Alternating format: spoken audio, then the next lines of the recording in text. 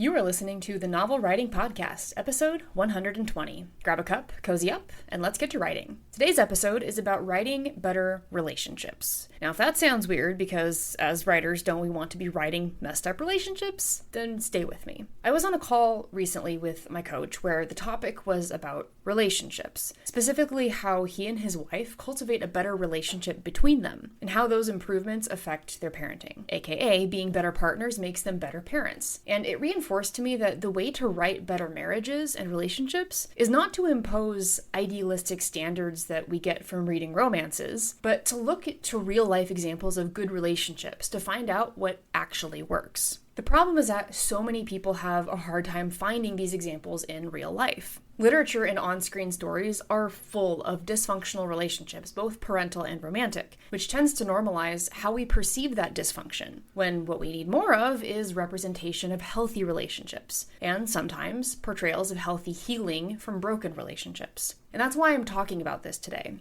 In my third book, I have an arc of reunion and healing between two partners. And my first attempt at writing it involved a lot of tears, not on my part, on the character's part, but ultimately pretty quick forgiveness, even though in reality it would not work like that at all. My editor rightly pointed this out, and as I'm working on rewrites, I'm actually having a lot of fun drawing out the process and making it more realistic for the personalities involved. So through this rewrite, these three things dawned on me for ways to write better relationships. Number one, have an idea for your end state, not just how the relationship starts. If you don't know where the relationship is going, that's not the end of the world. But having an inkling provides you with enough direction to write the relationship with a reduced risk of writing yourself into a corner. For me, the partner relationship I'm writing in book 3 needs to go through a healing arc so that they are reconciled at the end of it and can present a united front again to those around them. Also, knowing where you want the relationship to end up gives you better opportunities to craft obstacles the characters must overcome in order to reach that end state.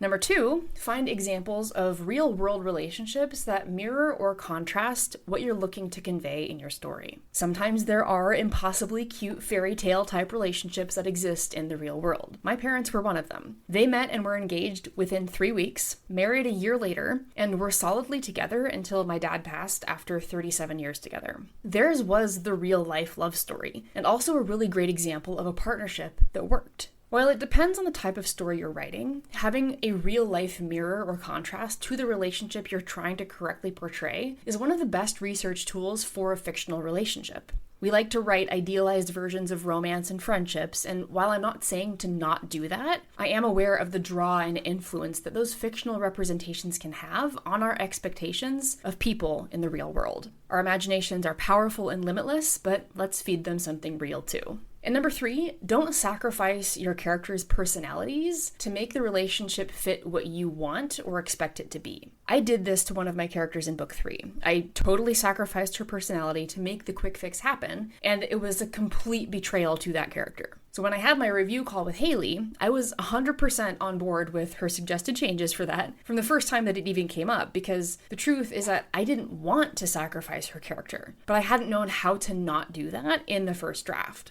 But it's also important to recognize why I was sacrificing her character at all. I've had these characters in my head for years, and I was so anxious for them to get back together in the book that I actually rushed it. This was a case of the author's desires becoming more important than the needs of my characters and the needs of the story. I have to remind myself that the characters don't exist to satisfy my every whim. At some level, every character is as real a person as a real person, and we can't control other people.